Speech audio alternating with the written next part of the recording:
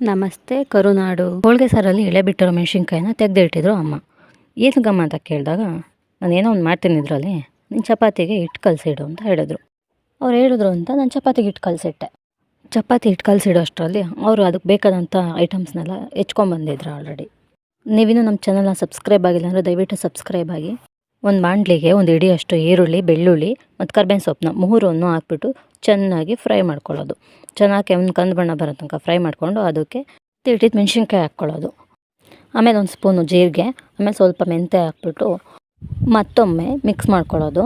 ಅದ ನಂತರ stove off ಮಾಡಿ ಕೆಳಗೆ ಇಳಿಸ್ಕೊಂಡು ಅದಕ್ಕೊಂಚೂರು ಕಾಯಿ ತುರಿ, ಆಮೇಲೆ ಸ್ವಲ್ಪ ಹುಣಸೆ ಹುಳಿ, ಒಂದು ಸ್ವಲ್ಪ ದಪ್ಪುಪ್ಪು ಅಷ್ಟನ್ನು ಹಾಕ್ಬಿಟ್ಟು ಮಿಕ್ಸ್ ಮಾಡಿಕೊಂಡು ಒಂದು ಮಿಕ್ಸಿ ಜಾರಿಗೆ ಹಾಕ್ಕೊಂಡು ಮಿಕ್ಸಿ ಮಾಡ್ಕೊಳ್ಳೋದು. ಫಸ್ಟಿಗೆ ಡ್ರೈ ಮಿಕ್ಸ್ ಮಾಡ್ಕೊಬೇಕು.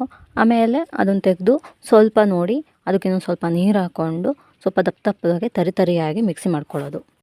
ಮತ್ತೊಮ್ಮೆ ಸ್ಟವ್ ಮೇಲೆ ಬಾಣಲಿ ಇಟ್ಬಿಟ್ಟು ಅದಕ್ಕೆ ಸ್ವಲ್ಪ ಎಣ್ಣೆ ಹಾಕ್ಬಿಟ್ಟು ಅದಕ್ಕೆ ಸ್ವಲ್ಪ ಸಾಸಿವೆ ಸಿಡಿಸ್ಬಿಟ್ಟು ಈರುಳ್ಳಿ, ಕರಿಬೇವಿನ ಸೊಪ್ಪನ್ನ ಒಗ್ಗರಣೆ ಕೊಟ್ಟು ಅದನ್ನು ಚೆನ್ನಾಗಿ ಮಾಗಿಸ್ಕೊಬೇಕು. ನಾನು ಸ್ವಲ್ಪ ಉಪ್ಪು ಹಾಕ್ತೇನೆ ಮಾಗಬೇಕಾದ್ರೆ, ಅವಾಗ ಚೆನ್ನಾಗಿ ಮಾಗತ್ತೆ.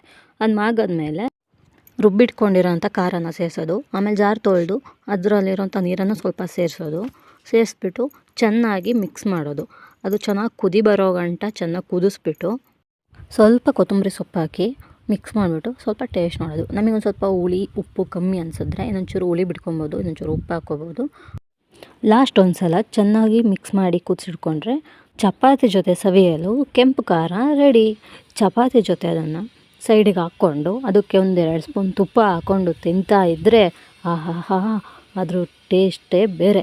ಬೇಕಿದ್ದರೆ ಅನ್ನದ ಜೊತೆನೂ ಸಹ ಸ್ವಲ್ಪ ತುಪ್ಪ ಹಾಕ್ಕೊಂಡು ತಿನ್ಬೋದು. ತಿಂದು ನೋಡಿ, ಟ್ರೈ ಮಾಡಿ, ತುಂಬ ಚೆನ್ನಾಗಿರುತ್ತೆ. ಹಾಗೆ ನಮ್ಮ ವಿಡಿಯೋಗೆ ಒಂದು ಲೈಕ್ ಕೊಟ್ಟು ಸಪೋರ್ಟ್ ಮಾಡಿ.